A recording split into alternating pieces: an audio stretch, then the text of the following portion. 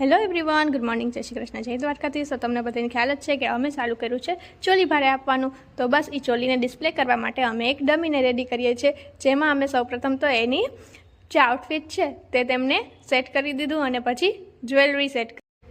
And હા, જો તમે બધા અમારી ચેનલમાં નવા હોય તો અમારી ચેનલ લાઇક, શેર અને સબસ્ક્રાઈબ કરવાનું ભૂલતા નહીં।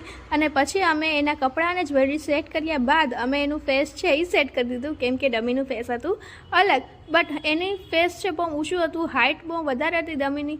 સો મેં એનું ફેસ નીચે ચેર ઉપર લઈ અને મેકઅપ સ્ટાર્ટ કરી દીધું। તો એટલું બધી બ્લશર લગાવ્યા બાદ મેં એને લગાવ્યો ચાંદલો, લિપસ્ટિક એન્ડ આઈલાઇનર। તો મેકઅપ છે એ કેવું લાગ્યું તમને એ તમે જરૂર કમેન્ટ કરજો।